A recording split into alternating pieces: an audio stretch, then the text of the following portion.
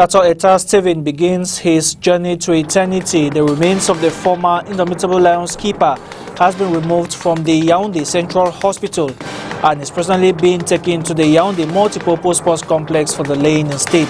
The funeral ceremony is being chaired by the Minister of Sports and Physical Education, Nsoesie. Also in this newscast, we tell you how traders of the Mbopi market are lamenting that the heavy rains has been slowing down business, but they remain poised to pull through with the season. Christelle Asexuele was there and she'll be telling us more on that. Those are top stories. Good evening and thanks for joining us. You're watching the Primetime Newscast on STV. Just as we told you in the headlines, it is journey to eternity for the former skipper of the Indomitable Lions of Cameroon, Tataw Steven, whose remains has been removed today from the Yaoundé Central Hospital and is being taken to the Yaoundé Multipurpose Sports Complex for the laying in state. The funeral ceremony is being chaired by the Minister of Sports and Physical Education, Nsoesie, who is the personal representative of the head of state. The CAF President Ahmad has designated Samuel Eto'o to represent the Confederation of African Football at the funeral. Details with John Paul Sama. Here lies the mortal remains of Stephen Tataw, former Indomitable Lions captain. His remains have been removed this Friday, August 28, from the Yaoundé Central Hospital in the presence of family members and loved ones as they came to pay homage to the talismanic defender. The corpse of the fallen lion has been paraded through the political capital of Cameroon before being laid in state at the Yaoundé Multipurpose Sports Complex in a ceremony which is being presided by the Minister of Sport and Physical Education, Professor Nsoesie, representing the head of state. The 57-year-old died on July 31st, 2020 in Yaoundé after a brief illness, following his last public appearance during the draw ceremony of the postponed 2020 African Nations Championship. He represented the green, red, yellow flag on 63 occasions, scoring 3 goals, and also played for Tonnerre of Yaoundé as well as Olympique of Volley, and was the first African to ply his trade in the Japanese league with Tosu Futures Football Club. He will be buried this Saturday in Yaoundé. And he will also be conferred posthumous honors by the Minister of Sports and Physical Education. He will be awarded the Medal of Commander of the National Order of Valor from the head of state. Now, 14 regional delegates recently appointed have assumed duties following their installation today in the economic capital, Douala. The governor of the littoral region, Samuel Jodone Ivaha Diboa, who commissioned them, has charged them to be rigorous and assiduous in the discharge of their duties. Details with John Paul Sama. The Herculean task of ensuring that discipline reigns in the public transport sector in Douala is the mission given to the newly installed regional delegate of transport. Le patron de la région m'a interpellé au sujet de la sensibilisation des...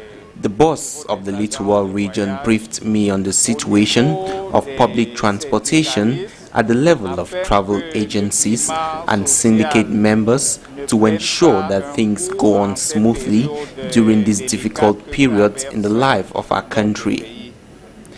I am going to invest all my energy and intelligence to be up to the task in order to fulfill the missions which have been given to me.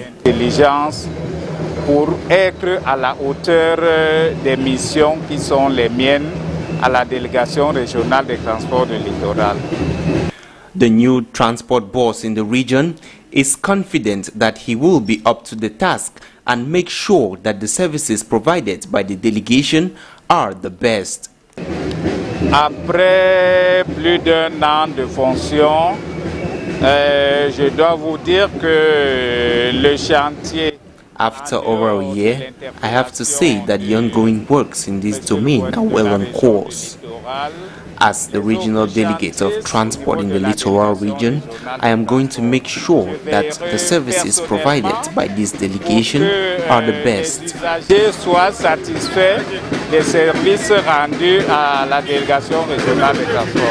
14 regional delegates were installed by the governor of the littoral region, Samuel Jodoneva Diboa, this Friday, as particular instructions were given to those of public works to ensure that road construction projects in the region are well done and given out on time, while that of livestock, fisheries and animal industries was called upon to promote the culture of fish farming in rural areas within the region. More than 9,000 internally displaced persons have so far returned voluntarily to the northwest and southwest regions. This was disclosed today by the Minister of Territorial Administration, while dishing out presidential assistance to 230 IDPs in Ebebda in the center region. Paul Atanganji has called on them to respect Republican institutions and have faith on the head of state, President Paul Biya. The Minat boss also said that government is doing everything possible to ensure the voluntary return of IDPs, particularly traditional rulers, who would play a big role in the reconstruction of the two West regions. The Member of Parliament for Vure Center has lashed out at the government for not creating a favorable relationship with Cameroonians out of the country. Honorable Joshua also regrets that Cameroonians are increasingly losing their sense of patriotism due to this. Let's listen to him. So the biggest difference we have today between what Cameroon was prior to '61 and what it is today is the fact that many Cameroonians are even ashamed to be Cameroonians today. You see people hiding their passports at the airport. They bring it out at the last minute. Something that when we used to go to school, you'll put your passport up in the air when you get to the police control. Yeah. So that's where we are. And we need to work on that. Because if people do not believe they're Cameroonians, they don't believe in this country, they don't believe in the project we have for this country, well, as a matter of fact, today Mr. Biya doesn't even have a project for this country. That's one of the fundamental issues we have. And if people do not believe in this country, what simply happens is that each and everyone grows up with the prospect of leaving this country, of going away. They simply hear, just as day-old chicks, just waiting to get to 21 days, if you know about chicken farming, and then to go to the farm, to the next farm, because they're just here to get to a certain stage to go away. And once they go away there, they want to reclaim their land, they want to reclaim their country, they want to reclaim their nation, and that's why you have this big tension between the diaspora and those in power in Cameroon. And one other thing that I want to add on this is that contrary to what Yaoundé is trying to put on the table, there is no problem between the diaspora and Cameroon. But how can and Cameroonians? It's been a very long There is a problem between the diaspora and the Yaoundé regime. And the Yaoundé regime, whether we like it or not, doesn't represent Cameroon today. It doesn't represent what Cameroon is. The same people in the diaspora who take their stance for each thing against, they do not do that against you. They do not do that against the person on the streets. They do not do that against the mother cooking fish or so. They do that against Mr. Biya and his regime. And so people now turn around and they say these people are all anti-patriotic. Patriotism is not supporting the insane. Patriotism is supporting the country. And if the president who is in place is no longer able to deliver for the country, it means that those not supporting that president are probably more patriotic. Now, the government of Cameroon has sealed a public-private partnership with the Korean structure for the establishment of the universal health coverage in the country. The Minister of Public Health, Manauda Malashi, sealed the deal yesterday in Yaoundé. The Prime Minister, head of government, Joseph John Gote, who was also part of the signing ceremony has hailed the initiative, which guarantees access to health care for all, especially vulnerable persons, at affordable rates. The Minister of Labour and Social Security, Gregoire Ouna, on his part, has called on Cameroonians to exercise patience as government multiplies efforts to complete the realization of the scheme. He emphasized that it was one of the campaign promises of the head of state during the 2018 presidential elections. And now, the COVID-19 pandemic has been weighing negatively on vacations, a situation which makes it difficult for some parents to handle. Christelle Asexuele has the story. The equation of COVID-19 and vacation is proving difficult to resolve for so many parents in the city of Douala. Following the present health crisis situation, I remain prudent. The fear of a probable contamination of their offspring encourages some parents to keep their kids at home, even though the time reserved for holidays is much longer this year. With the global health crisis, I can't send my kids off to my parents or family for holidays. I prefer to keep them home and indulge them in other activities at home. COVID-19 health crisis or not, the occupation for this period of academic inactivity remains unchanged. However, parents in this category are merely ensuring that their kids have the necessities to adequately protect themselves against this killer disease. With this COVID-19 disease out there, we can't send our kids out for any holiday jobs which we know nothing about. Moreover, these jobs are not even available. It's best to keep our kids home. My kids go out and carry out small holiday jobs. I, however, ensure to keep them healthy with medications when they don't feel too good. I will indulge my kids into holiday classes even for a month, and later I will send them over to the village. With these disruptions caused by the current global health crisis, the academic school year resumption program has been changed. Children have been out of school since March and will only resume school on October 5, 2020 for the 2020-2021 academic year. An exception related to this current health crisis, with close to 7 months for school holidays. As the rainy season intensifies in the economic capital, Douala, inhabitants are also taking measures to ensure that the season does not disrupt their day-to-day activities. The use of seasonal accessories is on the rise at this time of the year. Christelle Asexuele once again. The inhabitants of the littoral region of Douala are steadily accommodating themselves with the appropriate and necessary accessories to ensure that they brave the rainy season with all serenity. Ce qui concerne la saison pluvieuse dans la région du littoral, moi particulièrement, pour ne pas... In order not to damage my clothes during the rainy season in Douala, I endeavor to dress up to fit in with the season, just like my jacket you see on me, and my waterproof boots to ensure I am comfortable during this season.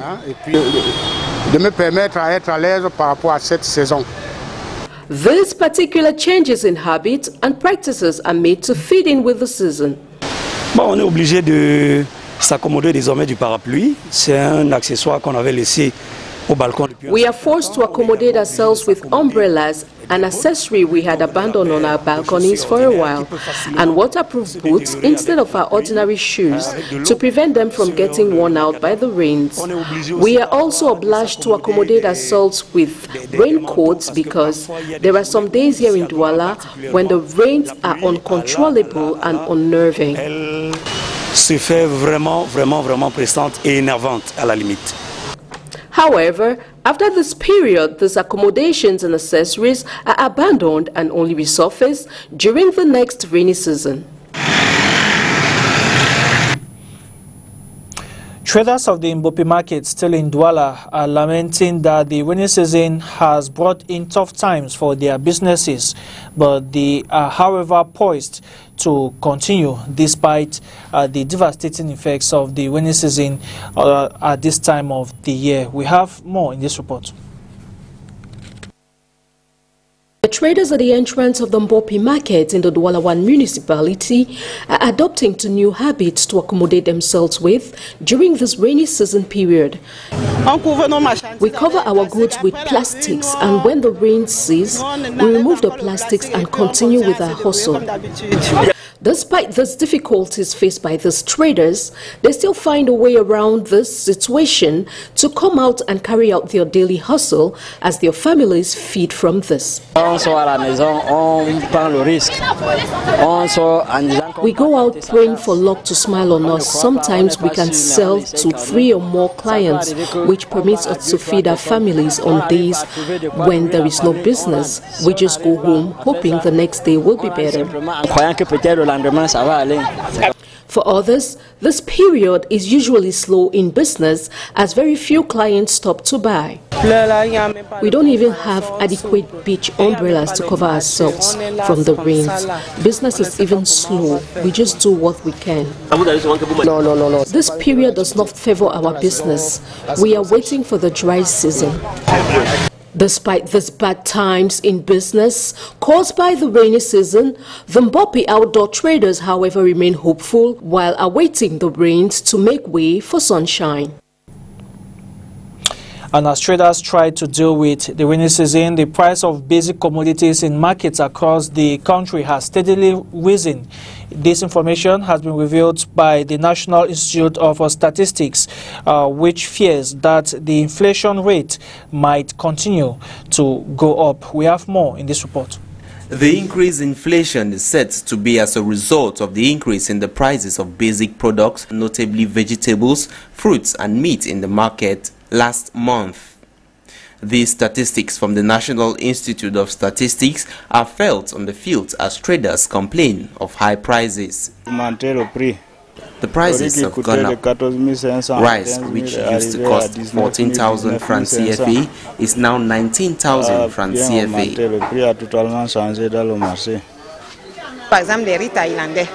Thailand rice, which used to be retailed at 150 francs per cup, is now 21,000 from 18,000 francs CFA per sack. But we still retail at that price, which is costing us a profit. Those in the fish sector are not also spared from this. I have been selling fresh fish for over 30 years now, but these days I can't even buy to resell. Prices have increased. The scarcity of fish has caused the prices to increase. The high waves at sea makes it difficult for the fishermen to go out and fish. The few fish available is very expensive as the retailers are many. When there is fish in abundance, a heap sells at 6,000 francs, but now the heap sells at 9,000 francs. That of 2,500 francs is now sells at 5,000 francs due to the scarcity.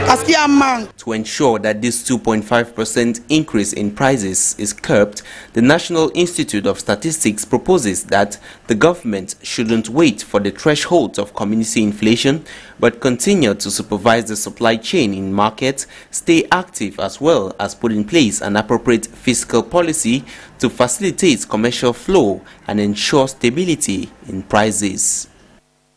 Out of the country, Republicans have their turn this week to holding their convention to re-nominate Donald Trump for a second term as President of the United States. As with Democrats last week, the coronavirus pandemic forced Republicans to rethink holding a convention while remaining socially distant. We have more with the VOA.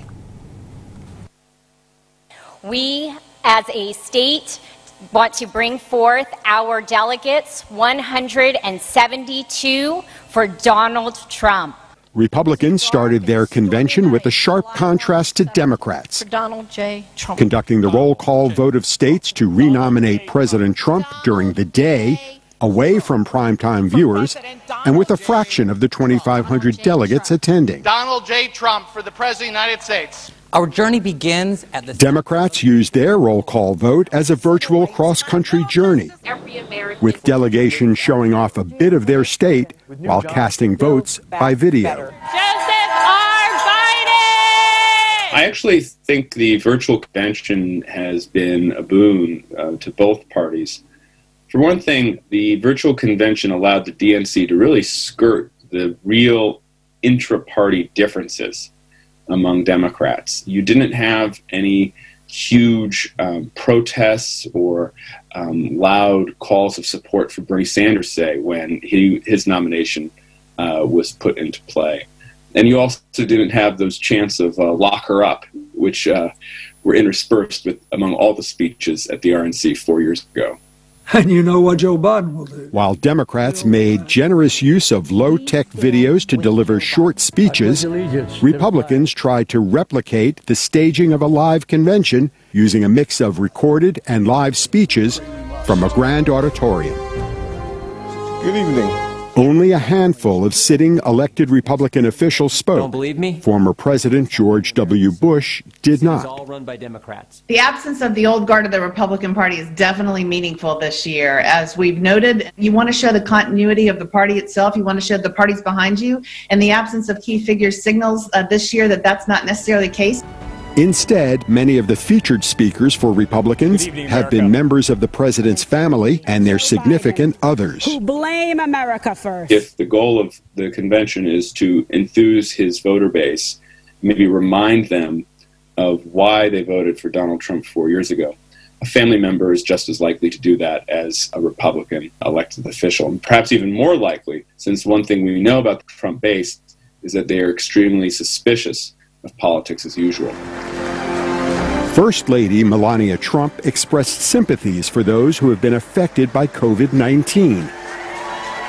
Other convention speakers praised the president for his handling of the crisis. America has the most COVID deaths in the world. While Democrats spent much of their convention criticizing Trump for not doing enough about the pandemic, the politics of it played out in some more subtle ways. Joe Biden, of course, talked to his guests via Zoom remotely. And whenever Biden was in proximity with other people, he always was sure to model the use of a mask. Donald Trump, on the other hand, conducted his panels in person in the White House, and there were no masks involved. I think that speaks to larger differences between the two parties, not only on how to approach the coronavirus, but also the future of America in general. We're facing the worst public health crisis. And both parties claim the other is painting a dark picture of the American future if the opposing candidate wins. I think what's interesting about this moment is that that optimism as a claim is being manifest quite differently. And the Democratic National Convention, it was almost a more somber and intimate tone, some sense of even some mourning, especially when they showed pictures of people whose lives have been lost to COVID-19. And the optimism in the Republican case was manifest in terms of a higher volume, a tone of what will happen if the future is left in the hands of the Democrats. Without a live audience to react and applaud, speeches have been shorter at both conventions. But fewer people watched either convention on television than did 4 years ago. Steve Reddish, VOA News, Washington. Celebrating America as the land of promise.